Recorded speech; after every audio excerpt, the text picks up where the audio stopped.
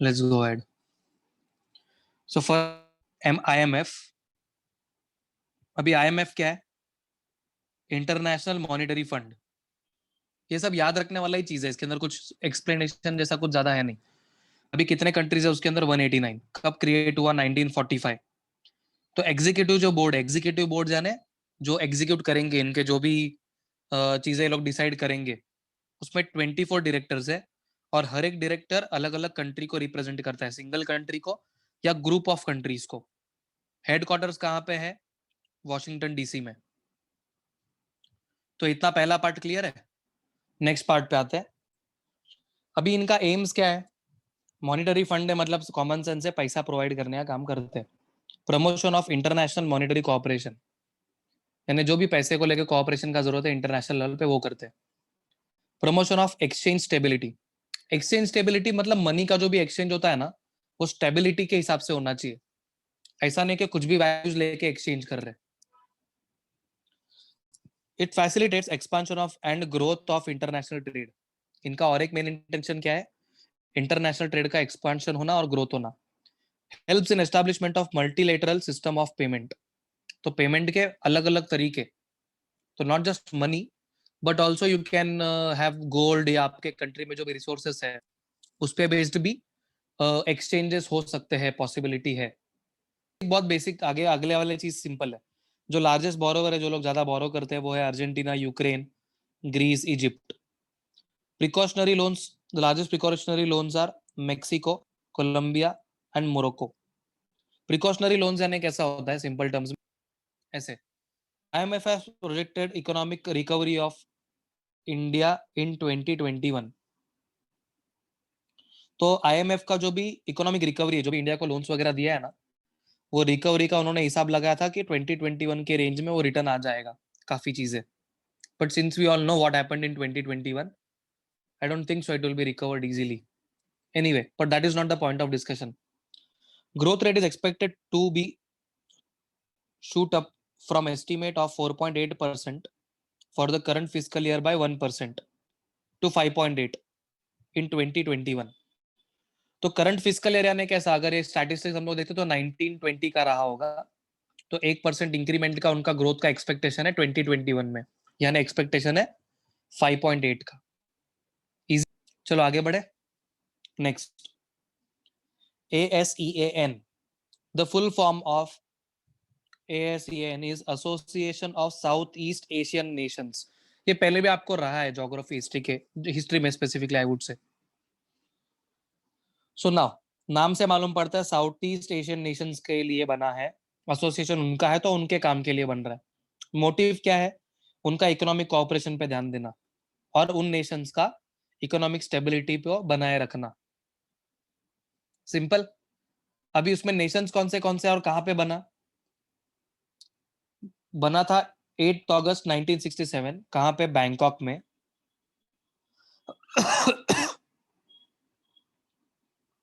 Thailand with the signing off Asian declaration, Bangkok Declaration by the founding fathers of ASEAN, namely Indonesia, Malaysia, Philippines, Singapore and Thailand. तो बना तो Bangkok में था, Thailand ने उसको sign किया, और बाद में फाउंडिंग फादर्स के हिसाब से ये लोग सब लोग फाउंडिंग के अंदर आए. चालू बैंकॉक और थाईलैंड ने किया ऐसा बोल सकते हैं, और बाद में ये सारे कंट्रीज उसके अंदर एज अ मेंबर बने. और बाद में और कौन से मेंबर्स हो गए? Its members Brunei, Cambodia, Indonesia, Laos, Malaysia, Myanmar, Philippines, Singapore, Thailand and Vietnam. तो ये साउथ ईस्ट एशियन कंट्रीज के अंदर गिने जाते हैं. अभी भी उसमें सारे कंट्रीज नहीं है, देयर आर स्टिल कंट्रीज जिन्होंने इसमें ज्वाइन नहीं किया. तो जिन्होंने ज्वाइन किया उनके मेंबर्स का नाम है यहाँ पे. The group has played a central role in the Asian economic integration, signing 6 free trade agreements with regional economies and helping spearhead negotiations for what could be the world's largest free trade pact. अभी free trade का pact का मतलब क्या होता है पहले वो समझते हैं.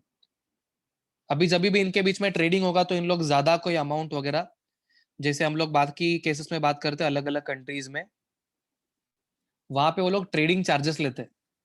इंटरेस्ट वगैरह हो गया, चार्जेस हो गया, तो इनके केस में ये लोग ने फ्री ट्रेड वाला सिस्टम चलाया है। अंडरस्टूड? और ये पॉइंट क्या बोलने को ट्राई कर रहे हैं यहाँ पे, उन्होंने 6 फ्री ट्रेड एग्रीमेंट साइन किए अदर रीजनल इकोनॉमिक्स के साथ। अदर रीजनल इकोनॉमिक्स का सिंपल मतलब होता है दूसरे और कंट्रीज के साथ, उनके इकोनॉमिक्स के साथ। तो फ्री ट्रेड एग्रीमेंट्स टेक्निकली, तो इसलिए ऐसा माना जाता है कि वर्ल्ड का लार्जेस्ट फ्री ट्रेड एग्रीमेंट बना है। पैक्ट यानी इट इज लाइक एग्रीमेंट ऐसे। The Asian vision 2020 adopted by the Asian leaders on 30th anniversary of ASEAN, भूलना नहीं है। उनका जो 2020 का विजन है वो कभी डिसाइड किया गया 30th एनिवर्सरी के time. Agreed on sharing vision of ASEAN as a concert of South Asian nations, outward looking, living in peace, stability and prosperity, bonded together in partnership in dynamic development and in a community of caring societies। तो इनके जो 30th anniversary का जो vision था, उस vision के अंदर क्या क्या चीजें थी? साउथ ईस्ट एशियन नेशंस के लिए फायदा होना, आउटवर्ड लुकिंग यानी उन लोग उनके सोसाइटीज या उनके इकोनॉमिक्स के बाहर भी कुछ चीजें देखे और कमा सके, शांति में रहे, स्टेबिलिटी प्रोस्पेरिटी में रहे, पार्टनरशिप अच्छा बना रहे वगैरह वगैरह, ताकि एक दूसरे का डेवलपमेंट करे और साथ में उनके कम्युनिटी का भी डेवलपमेंट हो और एक दूसरे कम्युनिटी को उन लोग केयर ले। अच्छा, इतना क्लियर है पहले? नाउ एम्स, एक मिनट रुको। Promoting regional piece and stability through abiding respect for justice. तो इनका मेन एम क्या है? शांति और स्टेबिलिटी बनाए रखना और न्याय के लिए रिस्पेक्ट बनाए रखना, ऐसा। Promoting collaboration, collaboration is like team work, साथ में आना। And mutual assistance on the matter of common interest, एक दूसरे को असिस्ट करना कॉमन इंटरेस्ट में, किसी का पर्सनलाइज इंटरेस्ट में नहीं, कंट्री के, क्योंकि it is like a team. ठीक, चलो छोड़ो, आगे बढ़ते। Providing assistance to members in the form of training and research facilities in various fields. तो जो भी मेंबर नेशन है ना, उनको असिस्टेंस करना, कैसे ट्रेन करना या रिसर्च फैसिलिटीज उन लोग को प्रोवाइड करवाना अलग अलग फील्ड्स में। ये क्यों कर रहे हैं? क्योंकि उनका मेन इंटेंशन है एक दूसरे को आगे बढ़ाना। वो टीम के अंदर जितने भी लोग हैं वो सब लोग इकोनॉमिक डेवलपमेंट के पॉइंट ऑफ व्यू से आगे बढ़े। Promotion of South Asian studies, तो जो भी उन लोग का अगर एजुकेशन तरीके से आप कलेक्टिव एजुकेशन या सिमिलर एजुकेशन है तो वो आगे बढ़ाना। जैसे टेक्निकली ऐसा है कि सिंगापुर जो है ना, उनका जो एजुकेशन सिस्टम है वो सिमिलर एजुकेशन सिस्टम मलेशिया में भी चलता है, not exactly same but similar, ऐसे ना। 35th summit of Asian and related summits was held in Bangkok from 1st to 4th November 2019। ये भूलना नहीं है, डेट्स वगैरह याद रखना है इसके अंदर। डेट्स हो गए, कंट्रीज के नाम हो गए, बहुत बारीक बारीक इंपॉर्टेंट चीजें है ये।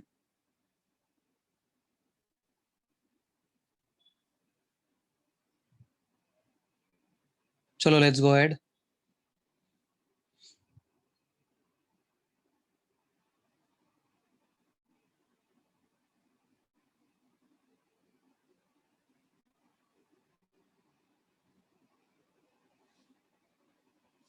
सो लॉजिक समझा? तो बैंकॉक में 1 to 4 नवंबर 2019 में हुआ है। The theme of the summit was advancing partnership for sustainability, sustain करने के हिसाब से, आगे बढ़ने के हिसाब से पार्टनरशिप को बढ़ाना, कैसे हो सकता है, क्या हो सकता है वगैरह वगैरह। चलो, the 16th India Asian summit was held on 3rd November 2019 in Bangkok, Thailand में। सो बेसिकली इंडिया का जो एशियन के साथ समिट हुआ है, 16th Asian summit, what happened on when? 3rd November 2019। कहाँ पे? थाईलैंड में, बैंकॉक में। क्लियर है? तो जो लोग को the award ceremony of 5th Asian youth video contest was held on 19 July 2019 in Vientiane, Lao PDR at the gala dinner of 11th Asian Ministerial Meet on Youth। So basically एक video contest हुआ था, 5th video contest Asian वाला, जो कभी हुआ है 2019 में 19 जुलाई को। कहाँ पे हुआ है? वेंटेन लाओ पीडीआर में। और यहाँ पे जो गाला डिनर हुआ है 11th एशियन मिनिस्ट्रियल मीट भी वहां पे हुआ यूथ के ऊपर। अभी अगला पार्ट है BRICS. In association of 5 major emerging national economies, Brazil, Russia, India, China and South Africa. तो ये एसोसिएशन बना है 5 इमर्जिंग नेशनल इकोनॉमीज को लेके, ब्राजील, रशिया, इंडिया, चाइना और साउथ अफ्रीका। तो टेक्निकली स्पीकिंग ये लोग कैसे एक दूसरे के सपोर्ट में भी रहते हैं, मतलब एक दूसरे को डेवलपमेंट के पॉइंट ऑफ व्यू से ध्यान देते हैं। इंडिया मेंबर कभी बना 2016 में। नाउ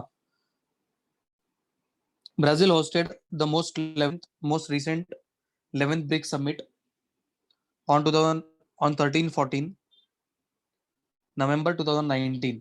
तो जो 11वां ब्रिक्स समिट हुआ कहाँ पे हुआ? ब्राजील में। और कभी होस्ट किया गया वो? 13-14 नवंबर को।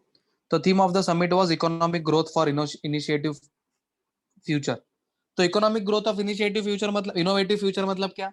कौन से कंट्रीज के लिए? टेक्निकली जो इसके मेंबर्स है। अंडरस्टूड? तो इनोवेशन वगैरह शेयर किया जाएगा, उसके बेस पे जो भी इनोवेट मतलब इनोवेशन पे बेस जो भी इकोनॉमिक ग्रोथ हो सकता है, वो सब चीजों को लेकर discussions. The 5 nations in BRICS have been bilateral have the bilateral relationship which focuses on the mutual benefit equally and non interference basis। तो टेक्निकली इनके जो भी रिलेशनशिप है वो बायलैटरल एक दूसरे को हेल्प करने वाले रिलेशनशिप्स है, जो एक दूसरे के बेनिफिट के लिए इक्वलिटी का काम करते हैं, बट इंटरफेरेंस नहीं, नॉन इंटरफेरेंस बेसिस। यानी उन लोग अपने पॉलिटिक्स में या अपने कंट्री के इश्यूज में उन लोग इंटरफेयर नहीं कर सकते ऐसे। The world must unite as one to decisively confront global challenges. Corrective action must begin with the reform of institutions of global governance. This has been on the BRICS agenda since its inception. This quote is by Narendra Modi. तो world एक साथ unite होना चाहिए ताकि global challenges को confront कर सके, और करेक्टिव एक्शन लेना चाहिए। क्यों करेक्टिव एक्शंस लेना चाहिए? ताकि जो ग्लोबल इंस्टीट्यूशन है गवर्नेंस के, गवर्नमेंट वाले, वो सही तरीके से आगे बढ़ पाए। तो ये ब्रिक्स का पहले से एजेंडा रहा है सिंस इट्स इंसेप्शन, यानी जब से वो शुरू हुआ है। India propose to hold one first meeting of BRICS water ministers in India. तो ब्रिक्स का जो एक फर्स्ट मीटिंग होना चाहिए वाटर मिनिस्टर्स के रिलेटेड, मतलब वाटर सेविंग्स को लेके इंडिया में होना चाहिए करके ऐसा एक प्रपोजल आया था, प्रपोजल किया गया था। India signed a deal worth 1500 crore to buy R-27 air-to-air missile from Russia with an objective to boost the capabilities of Indian Air Force। तो इंडियन एयरफोर्स का कैपेबिलिटी को बूस्ट करने के लिए अभी सिंस ये जो मेंबर्स है ना, वो सारे मेंबर्स का आपस में एक दूसरे को ग्रो करने के लिए परचेसेस होना चाहिए। तो ब्रिक्स ऑर्गेनाइजेशन में इंडिया ने किया है 1500 करोड़ का परचेस करके। Clear everyone? Go through it fast. Okay. अच्छा, ब्रिक्स के बाद है ना हम लोग ब्रिक्स के और जो भी इसके पहले के पार्ट्स हुए उस पे बेस्ड एमसीक्यूज लेते हैं। Now the last point over here, first BRICS ministerial meeting was held on 20th September 2006 in New York. तो पहला जो मीटिंग हुआ उनका कहाँ पे हुआ? न्यूयॉर्क में। एशियन में नंबर ऑफ मेंबर्स कितना है? ए 18, बी 67, सी 10 और डी 53। चलो number of, so the correct option is option C। yes, पहला एशियन समिट कहाँ पे हुआ था? जल्दी। so the correct answer is बाली। तो पहला एशियन समिट जो हुआ था कहाँ पे हुआ था? बाली में।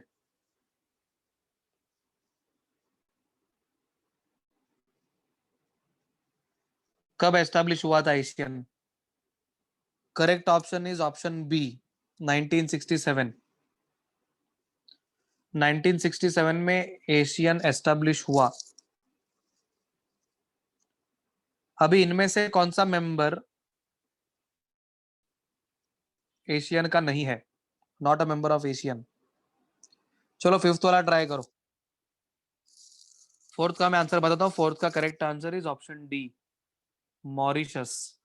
मॉरिशियस एशियन के अंदर नहीं है, even though it is an Asian country, लेकिन वो साउथ ईस्ट एशियन कंट्री में से आता है, फिर भी वो उसका मेंबर नहीं है. चलो फिफ्थ वाले का, फिल्म फेयर अवार्ड बेस्ट किसको मिला है? The correct option is option D, Gully Boy won the best filmfare award in 2020. Already आने वाला है डिटेल में, लेकिन फिर भी पूछ रहा हूं मैं. Highest civilian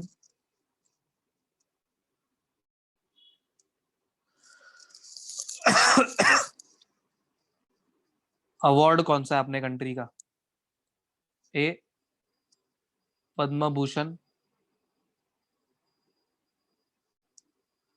B Bharat Ratna, C Dada साहेब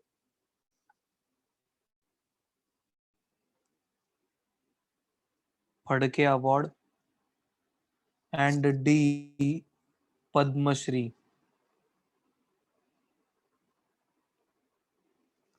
इनमें से कौन सा हाईएस्ट सिविलियन अवार्ड है?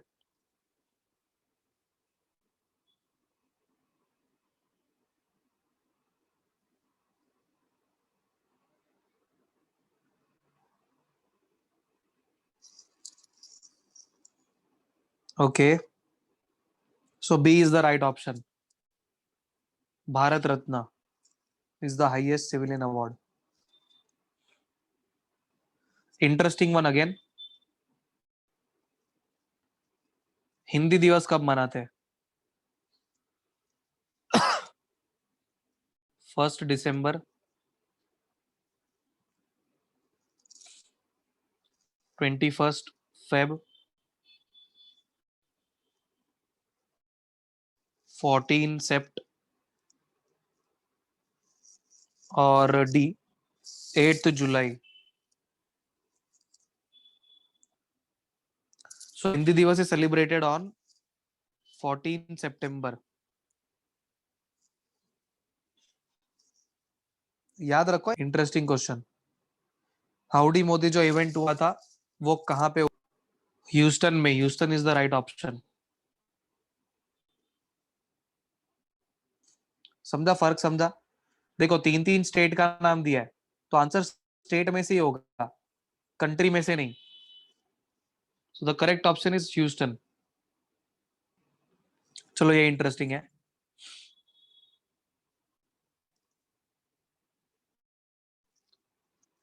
रिकमेंडेशन ऑफ भारत रत्न कौन करता है? By PM, president, A and B, या नन? See very simple. ये दोनों भी नॉमिनेट कर सकते, रिकमेंड कर सकते हैं, ए एंड बी. तो भारत रत्न को दोनों भी रिकमेंड कर सकते हैं, पीएम और प्रेसिडेंट दोनों.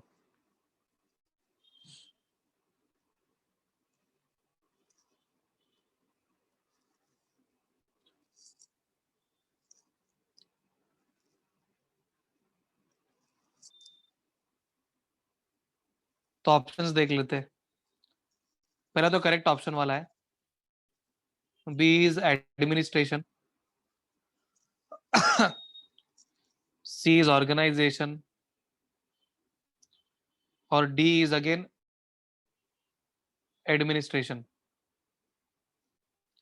पर अपने आंसर में क्या था? एसोसिएशन. लॉजिक समझा? तो correct answer is association. Full form of Asian में एसोसिएशन आएगा, एडमिनिस्ट्रेशन नहीं, ऑर्गेनाइजेशन भी नहीं. सिंस आप लोग सब लोग कॉमर्स में से, तो आपको आना चाहिए ये.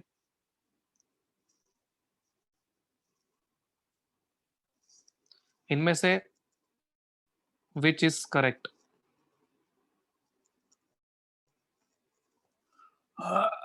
ए RBI is the bank of issue acts as banker to government is bankers bank.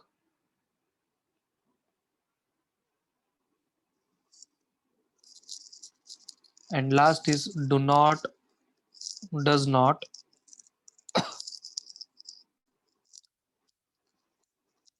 regulate the flow of credit. थोड़ा सा ट्रिकी है पर सिंस आप लोग ने 11 मिस्टेक इन द क्वेश्चन में थोड़ा सा मिस्टेक है.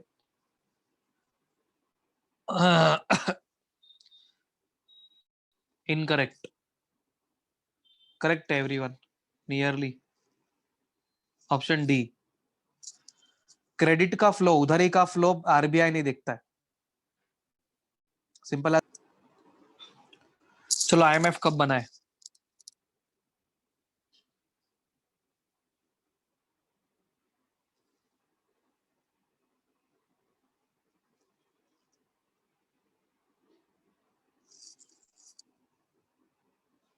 यश का भी राइट है.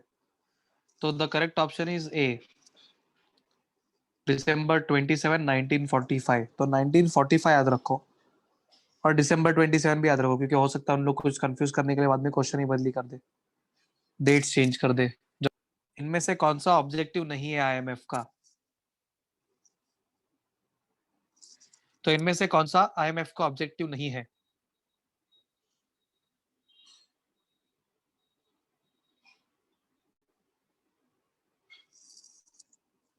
आंसर बहुत सी. आईएमएफ का फुल फॉर्म ही क्या है? International monetary fund. तो इंटरनेशनल मॉनेटरी फंड है मतलब ट्रेड रिलेटेड सारी चीजें भी उन लोग का ही काम है बैलेंस करना, कोऑपरेटिव वगैरह तरीके से. तो ऑप्शन ए उनका ऑब्जेक्टिव है, बी भी उनका ऑब्जेक्टिव है. और रेट का स्टेबिलिटी लाना वो इन दोनों चीजों की वजह से भी हो सकता है. तो option C is also their objective. पर लोन प्रोवाइड करने के बाद लोन कौन से सेक्टर को देना है वो कंट्री का काम है, आईएमएफ का नहीं है.